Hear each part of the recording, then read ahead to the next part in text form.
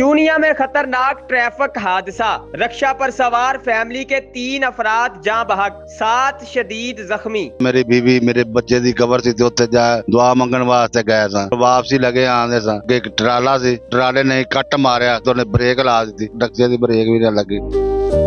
हम तो खुशी खुशी से जा रहे थे, रास्ते में बाइक आ गई, उससे बचाते बचाते हम आगे से ट्रैफिक जा रहा था और एकदम रुक गया हमारा रिक्शा सारा।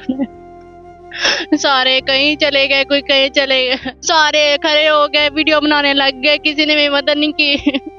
मेरी मामा को कॉल की, 112 पे कॉल की मैंने, 2.5 घंटे बाद आए, फिर ले भी गए, उधर जाके लिटा दिया, कुछ भी नहीं किया।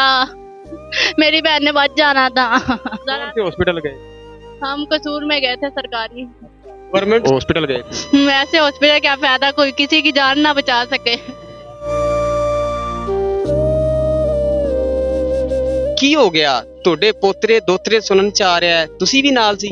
मैं भी नाल ही सा, इथों गया था, मेरी बीवी मेरे बच्चे की कबर सी उत्थे जा दुआ मंगण वास्ते गए सा, उधरों वापसी लगे आंदे सा तो बेड़ा दे कोल आया तो उत्थे अगे एक ट्राला सी, वो ट्राले ने कट मारिया, कट मार के अगे चला के थोड़ा तो उन्हें ब्रेक ला दी, पिछे रक्षा आ रहा सी, एक साइड से उन्हें मोटरसाइकिल आई, मोटरसाइकिल बचाउण लगा, अगों ने ब्रेक मारी तो रक्षा जरा अगा ठक जाके वजा, एडी छेती रक्षे की ब्रेक भी ना लगी। सारे बच्चे मतलब एक्सीडेंट हो गया, कोई इधर डिग पाया, कोई इधर डिग पाया, किसी को होश ही ना रही भी किधर जाना, ना कोई फड़न वाले ना फड़ाउण वाले, सारे पक्की ते लेटदे फिरे। बाद च वाम आई तो मतलब चुक चुक के उन्हें मंदियां लिया के कोई पाते फिर, इन्हें पुलिस वाले ने फोन किया, वो आया कोई तकरीबन अद्धे घंटे पौने घंटे बाद, फिर उन्होंने करते रहे 112 ते कॉल करते रहे, वो किते 2-2.5 घंटे उन्हें ला दिते जी असी एमरजेंसी फसे हम, असी एमरजेंसी च एमरजेंसी फसे, ये एमरजेंसी नहीं हैगी, तुसी एमरजेंसी फसे जे। फिर वो किते आईयां गड्डियां ते फिर इन्हां बच्चों नूं बहा बू के विच ते कसूर लैके गए, उत्थे जाके ले फिर कदी इधर लै गए, कदी 5 नंबर च लै गए, कदी उधर लै गए, घुमाते फिरे उत्थे। ट्रेन का ड्राइवर भज गया, साडे ड्राइवर नूं सट्टां काफ़ी आईयां। मेरे एक बेटे ते मेरी कजन दी डिगदियां नाल ही उहदी डेथ हो गई, मेरी दूसरी बेटी भी डिगी, उहदी भी डेथ हो गई। मेरा बेटा अगे जा पिया, मैं पिछे जा पिया, मेरा अबू भी डिग पिया, मेरी फुफ्फो भी डिग पई, मेरे एक पुत्र दी लत्त टुट गई, सारे ही जख्मी हो गए, मेरे बंदे दे चबाड़ टुट गया, लक टुट गया, किसी ने भी कोई नहीं पढ़िया। मैं रेड़ के आधे पुत्र नूं सीने ते पाया, पानी पानी करदे रहे, ना किसी ने पानी पूछया, ना किसी ने चुकते ही अगे कीता, किसी ने साडी मदद नहीं की। बच्चे हैं आपके? मेरे 6 बच्चे और 5 मेरे भांजियां मेरे नाल, मेरी बहन। आपका खामद क्या करता है? मेरा खामद मेहनत मजदूरी, मेरा किराए ते मकान है, सानू इंसाफ चाहिए, सानू कोई मदद चाहिए। मेरे तो 3 कबरां च लैना ही चले गईयां, किसे पुछया ही ना, ते जिन्हां दियां लत्तां बावां टुटियां उन्हां नूं उत्थे पट्टी वाल के वापस साडे नाल ही भेज दिता, किसे पुछया ही ना। क्या रिश्ता था आपके साथ? और आप सुनने में आ रहा है दोनों बहनें हैं?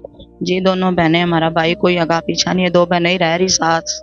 इसके 6 बच्चे सी, मेरे 5 बच्चे सी, सारे साथ में इकट्ठे ही जा रहे सी रश्के पर।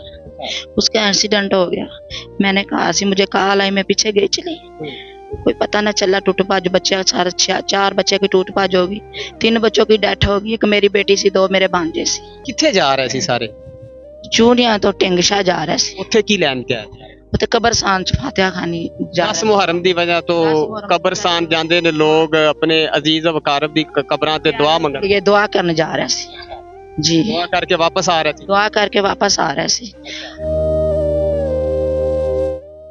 एक्सीडेंट हुआ है, इसी वजह से चोटें बहुत ज़्यादा लगी है। छोटे बहन भाई भी टांगे, छोटी कज़न है उसकी भी टांगे टूट गई है, भाई है उसकी भी टांगे टूट गई है, और माथे पे चोटें आई हैं, मेरे भी माथे पे चोटें आई हैं, स्टिच लगे हुए हैं। और छोटे बहन भाई जो सबसे छोटा लाडला था भाई, उसकी भी डेथ हो गई, और सबसे बड़ी बहन जुड़वा बहन थी मेरी, वो भी छोड़ के चली गई। हमने कॉल किया है 11 भाई पे, और एमरजेंसी होती है, कहते कि हम एमरजेंसी भी है। एमरजेंसी ये क्या एमरजेंसी, 2-3 घंटे बाद आए हम, ये एमरजेंसी तो हमारे बच्चे वैसे तड़प के वैसे ही चले गए, वो ऊपर से इतनी लेट आए हैं, ऊपर से हॉस्पिटल ले गया, उन्होंने कुछ किया है नहीं है, पेन के लिए इंजेक्शन लगा दिया, कोई बच्चों को इंजेक्शन लगा दिया, छोटों के पेन के लिए इंजेक्शन लगा दिया, बस ठीक है। ना पूछा है ना कुछ, हम वैसे ही बैठे रहे हैं। ये कौन सा तरीका है? ये इमरजेंसी सिर्फ उधर हॉस्पिटल में इमरजेंसी होती है, बाहर सड़कों में लोग जैसे मर्जी मरे, ये इमरजेंसी नहीं होती, उनको पहुंचना चाहिए।